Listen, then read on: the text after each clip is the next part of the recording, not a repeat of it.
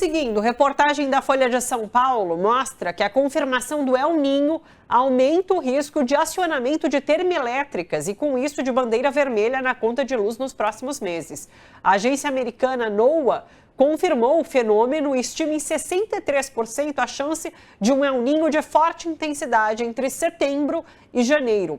O fenômeno costuma provocar mais chuvas no sul, seca no sudeste, centro-oeste e nordeste, regiões que concentram os principais reservatórios das hidrelétricas brasileiras. Com menos água disponível e um maior consumo de energia por conta das ondas de calor, o país pode ter de acionar mais as usinas termoelétricas que têm um custo mais elevado. Especialistas ouvidos pela reportagem avaliam que a probabilidade de bandeira vermelha aumenta a partir de agosto. O fenômeno também pode afetar a agricultura, o abastecimento de água, por isso os preços dos alimentos, além de elevar o risco de eventos climáticos extremos em diferentes regiões do país. Vamos falar sobre isso tudo com o Silvio Catiabava, sociólogo, diretor do Le Monde Diplomatique Brasil, que tem comentado aqui com a gente esse super El Niño, possibilidades e riscos. Bom dia, Silvio. Bom dia, Thalita. Como vai? Tudo bem? Tudo bem, Por Silvio, tudo enquanto ainda certo. estamos bem, Diga. né? Por Mas enquanto, eu acho sim, que é a gente verdade. devia, mas eu acho que a gente devia ter um pouco de memória da história, né? Por exemplo, olha, o El Niño, ele não é um fenômeno artificial, ele é um fenômeno natural, que ocorre talvez há milhões de anos, né? O que acontece é que a ação humana, a poluição e tudo mais, está intensificando esse El Niño. Mas já teve desastres significativos. Por exemplo, o El Niño mais forte até agora, ele é considerado aquele que ocorreu em 1870, né? E foram 500 mil mortes no Nordeste, por conta da falta de água, da quebra das safras, da fome, entende? De um desastre ambiental sem paralelo naquele momento. Estão dizendo os especialistas do meio ambiente que o El Niño desse ano pode ser até mais forte que esse de 1870, que tinha o recorde até o momento, né?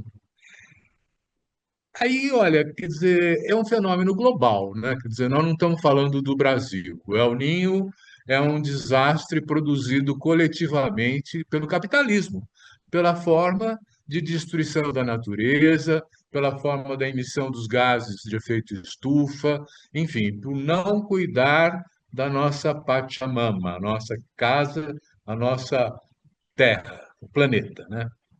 E aí, quer dizer, a gente tem que se prevenir o máximo que pudermos para evitar que esse desastre seja ampliado, né? Porque, olha, na região do Nordeste e na região Norte, nós vamos ter possivelmente escassez de água e um crescimento do calor muito grande, né? Escassez de água lá significa também que aqueles rios voadores, como se chamam as nuvens que migram da Amazônia e vão descendo o país e oferecendo a chuva, também vão ser afetados, né? Então, a parte norte vai ter seca, vai ter fogo, incêndios que precisam ser prevenidos, né? Vai ter, enfim, prejudicar o agronegócio, vai prejudicar a produção do gado pela falta de água. E nós temos que nos preocupar porque o agronegócio tá se apropriando da maior parte da água disponível no Brasil. Alguma coisa como 70% da água disponível no Brasil está indo para o agronegócio. Ele desperdiça 40% do que lança nas irrigações, que equivaleria ao que é o consumo de todas as cidades somadas do Brasil, né? Então, o gerenciamento dessa crise, ele precisa também atingir o agronegócio, a pecuária, as formas de irrigação, para poder garantir que esse recurso tão precioso que é a água, ele não seja mais delapidado como está sendo, né? Quer dizer, você sabe que quando, por exemplo, baixa a seca, baixa o nível da água, as hidrelétricas também né? Isso tem um impacto nas hidrelétricas, porque elas não são capazes mais de produzir aquele volume de energia que a água produz. Uma vez que reduz o volume da água, reduz o volume da energia. Então, você tem como alternativa para o Brasil ativar, por exemplo, as usinas de carvão, o que é mais um problema de poluição. Quer dizer, não conserta, você agudiza a crise, né? Os efeitos são mais drásticos também no mundo das cidades. A gente vai ver a falta de água em vários lugares do país, inclusive aqui em São Paulo, né? Onde as ondas de calor serão mais fortes, inclusive. O efeito é inverso no sul. A gente já viu as inundações no Rio Grande do Sul, lamentavelmente nós vamos ver de novo. Entende? Nós vamos ver um desastre ambiental de proporções enormes, né? Chegando no sul do Brasil, né? Com o El Ninho. Então, quer dizer, de um lado nós temos um fenômeno que a gente não controla, porque ele é global. De outro lado, o país, de fato, é um país privilegiado, o Brasil, porque ele tem um volume de água e ele tem as condições para superar uma crise dessa fantásticas. Sim. Só que tem que cuidar, entende? Né? Quer dizer, nós não podemos evitar o aumento da temperatura do globo, porque isso é um fenômeno global e os maiores poluidores são os Estados Unidos e a China, né? Quer dizer, nós não temos nenhuma ascendência sobre eles, né? Mas nós temos que nos preocupar com a nossa casinha, com a oikos, que é o lugar onde a gente habita, né?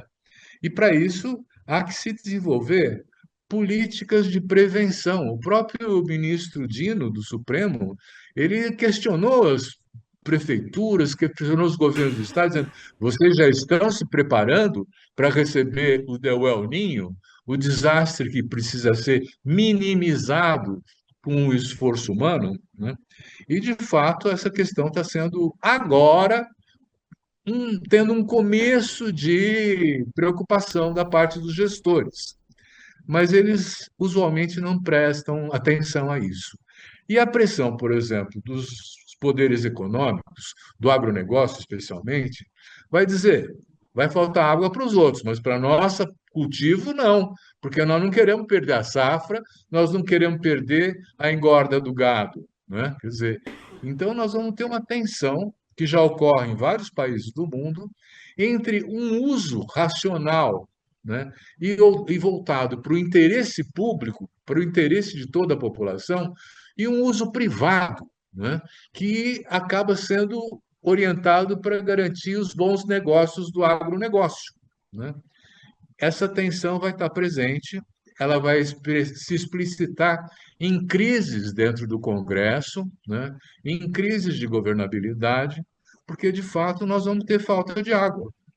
Imagine uma cidade como São Paulo, por exemplo, né, que já vive sob um regime de racionamento desde agosto do ano passado, né? Há bairros em que a Sabesp se orgulha de dizer que está poupando água ao restringir o consumo, né? E não fala, e o consumo humano nas cidades, e ninguém fala do, da estrutura sistêmica de consumo da água no Brasil, né? Onde o agronegócio consome 70%, a indústria consome alguma coisa como 12, 15%, né? E as cidades consomem alguma coisa como 20, 23%. Né? Então, há que se distribuir o ônus dessa crise também de uma maneira mais igualitária, de uma maneira a dizer: olha, em primeiro lugar, nós queremos garantir água boa e de qualidade para as nossas crianças, para a nossa vida, para o cotidiano que todo mundo necessita ter a água, e depois nós vamos ver o que fazer com os empreendimentos capitalistas e que ignoram a necessidade de manter a qualidade de vida da população. Né? Esse é um embate que vai se dar no Congresso. O nosso Congresso não está à altura desse embate, porque ele tem 300 parlamentares que defendem o agronegócio, a bancada do agronegócio. Então, eu diria, as eleições desse ano são muito importantes, inclusive, para podermos enfrentar o El Niño. Nós temos que diminuir a bancada do agronegócio, colocando representações dessas minorias, que são aquelas, na verdade, são maiorias, mas são minorias políticas, né? Que precisam estar presentes, que defendem o interesse público, que defendem a qualidade de vida da população, que defendem o direito a existir, né? Sim. Então, eu terminaria dizendo esse comentário inicial, dizendo assim, nós caímos de novo na questão da política, né? E precisamos que as instâncias de decisão política, o Congresso Nacional especialmente, né, seja sensível a essas questões tão fundamentais que, se em 1870 500 mil pessoas morreram no Nordeste, veja só a população do Brasil em 1870, era muito menor, né? Os desastres previstos agora poderão ser eventualmente maiores, né? E nós não queremos isso e temos elementos para poder minimizar esse impacto. O problema todo são as decisões políticas que vão ou não enfrentar o El Niño e garantir qualidade de vida para a população brasileira, né? Sabe que eu sou otimista em pensar que aprendemos com o nosso passado recente e temos mais ferramentas para enfrentar essa crise hoje. Mas daí eu lembro que Porto Alegre reelegeu Sebastião Melo e daí isso drena toda a minha esperança. 2 ministérios que disseram que viria no mandato do presidente Lula que não vieram: Segurança Pública e a Autoridade Climática. A Autoridade Climática, sim. Nós temos o Ministério da Cidade, que cuida de uma parte, Ministério da Integração Nacional, que cuida de uma parte, Ministério do Meio Ambiente, que cuida de uma parte, Ministério da Agricultura, que cuida de uma parte, Ministério da Agricultura Familiar, que cuida... Cadê o que coordena tudo? Tem que ser o ministro da Casa Civil? Não, o ministro da Casa Civil tem que cuidar de projetos de lei, sim. Como é que aquilo anda dentro da estrutura do governo. Agora, quem tem que pensar globalmente é alguém que não é o ministro da Casa Civil. E que não existe hoje em dia dentro do governo, é isso. Mas assim, Silvio, uma aula aqui que você deu com números, fatos, muito importante para que a gente tome conhecimento em relação ao que vamos enfrentar nesse futuro bem... que já está aí, ó, batendo na porta. Posso comentar uma coisinha, Edu? Só para fechar, claro. Posso comentar uma coisinha, Edu? Edu, há anos atrás, eu fiz parte de uma equipe que fez o projeto de governo da Marta Suplicy, né? Lá atrás, né? Naquela época, a gente pensou que as subprefeituras deveriam coordenar as ações de educação, saúde, transporte e tudo mais em cada um das subprefeituras. Não foi assim, porque existem os feudos que estão sendo garantidos para cada secretaria. A integração que você fala das políticas, que é necessária, com a qual eu concordo, não é? Quer dizer, ela só é possível se você realmente reconhecer que o interesse público prevalece sobre o privado. Porque um gestor de um território ele tem que coordenar as políticas do território, né? Ele não pode transferir essas políticas do território para quem não está lá, para quem não ignora aquilo, né? Então, quando você fala é preciso fazer a gestão integrada, eu estou concordando. Faltou só um elemento, que eu tenho certeza que você também pensa assim, né? Incorporar a participação cidadã como no processo decisório. Claro. Sim. É central que quem mora lá possa dizer como é que quer que seja a solução do problema, né? Então, de fato, estamos de acordo nisso aí. Perfeito. Hoje, mais tarde, às 20h, tem Le Monde Diplomatique Brasil Entrevista aqui na TVT. Rodrigo Iacovini é o convidado. O tema é a produção da desigualdade e o direito à cidade. Está aí para vocês acompanharem às 20h com Silvio Catiabava também. Silvio, muito obrigada. Sempre um prazer te receber. Beijão para você. Bom trabalho por aí. Até. Beijão. Tchau para vocês. Até mais. Até.